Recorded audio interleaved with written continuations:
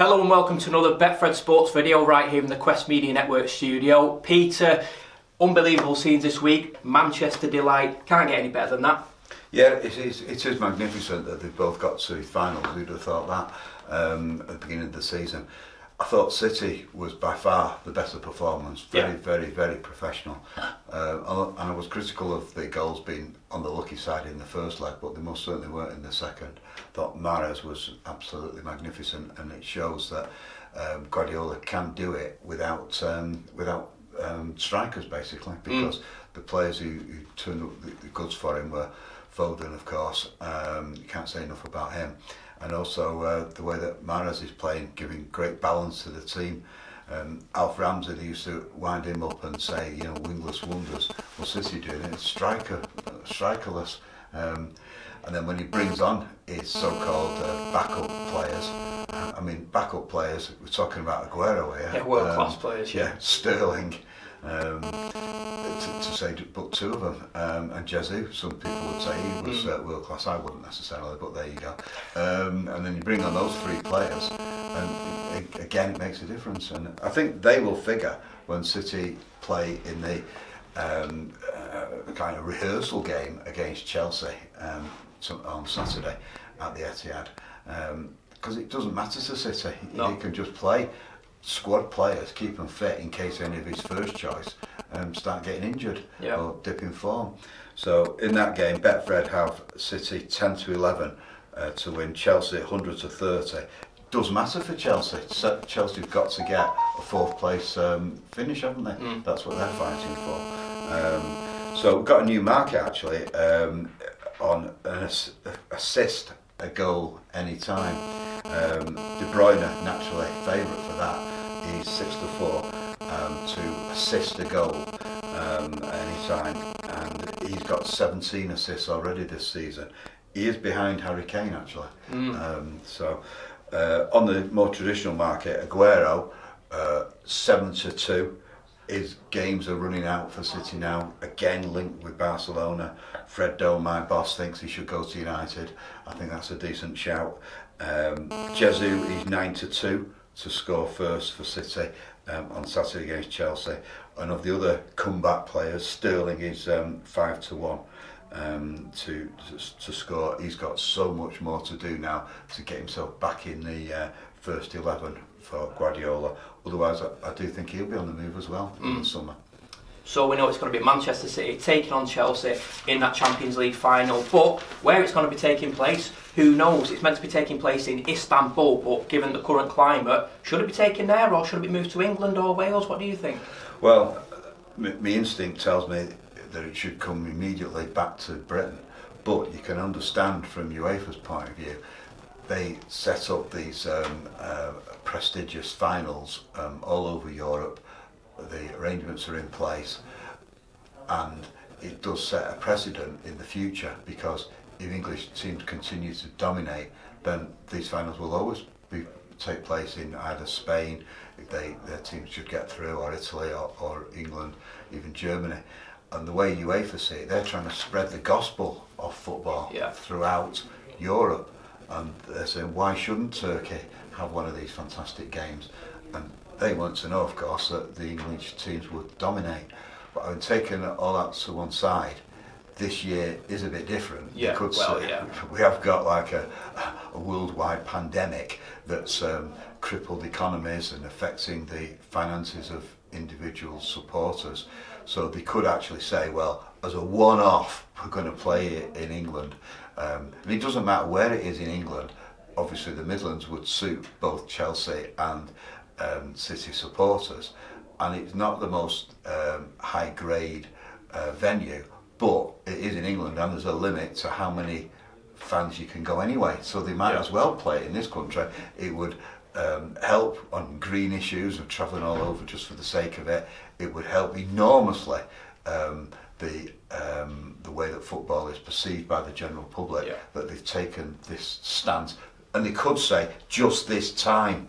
Absolutely. Well, we'll take a quick look now at Manchester United's progression to the Europa League final. They were beaten last night 3-2 by Roma, but on aggregate they still went through. Peter, in the end, it was always going to happen, wasn't it? Yeah, it's a typical United performance. Very, very entertaining.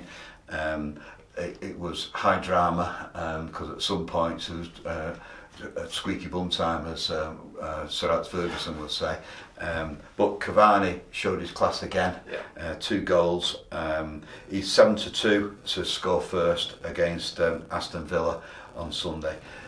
United could hand the title to City if City win against Chelsea in the rehearsal game, and United lose against Villa.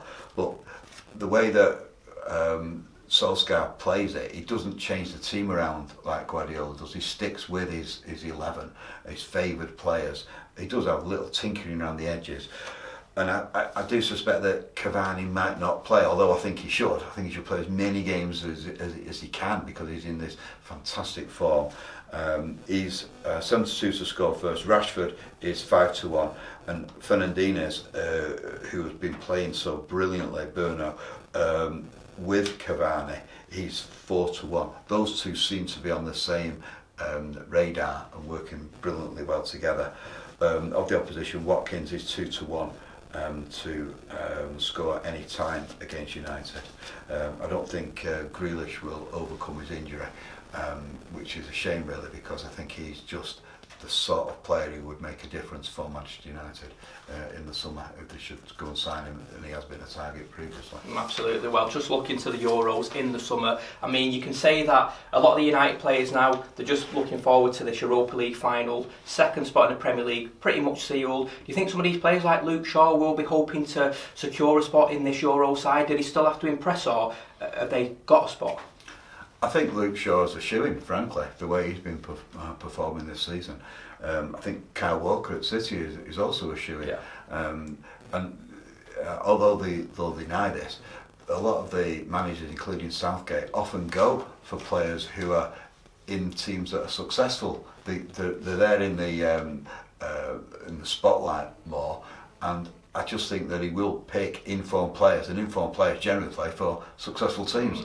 So I think those two are in. It'll be interesting to see the battle between Foden and Mason Mount, because those are very similar players, and I could see a Lampard-Gerrard argument developing long term. Can they both play in the same team? It's the same England team. Foden, I think, has just got the edge at the moment, but he's an excellent player, Mount. And he probably got a little bit more in the old end result department, whereas Foden's all over the pitch and would beat him on energy. We've still got that bet open now for both City and United to win the respective finals. That's 6-5. And Betfred, I mean, quite unusual this, but they've got City 4-9 to win the final in Istanbul, and Chelsea 7-4, and they're exactly the same for United 4-9 to win against Villarreal, with Villarreal 7-4. So that's unusual that those are the odds, but it's early stages yet.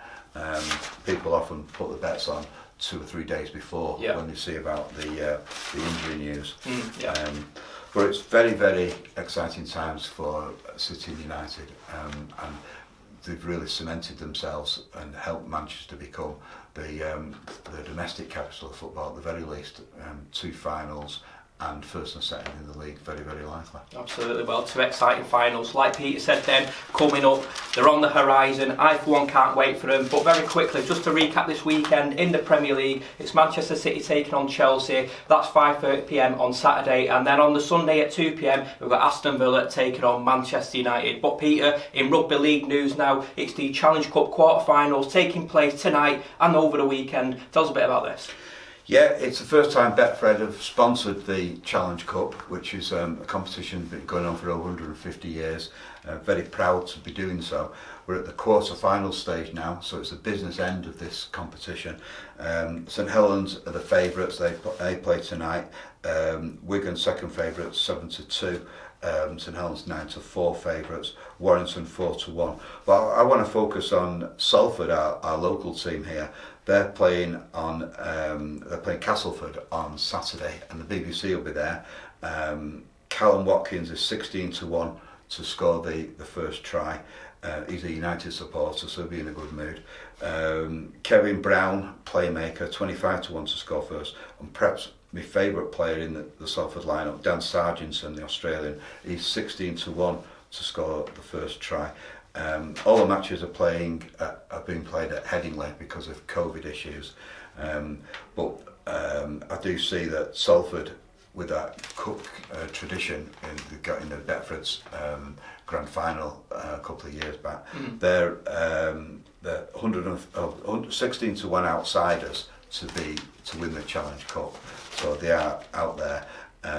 St Helens, as I say, favourites. Catalans 10-1, and Huddersfield 14-1 in the outright market. But it should be exciting action, and it is the opportunity for the best of rugby league to showcase itself before a national audience.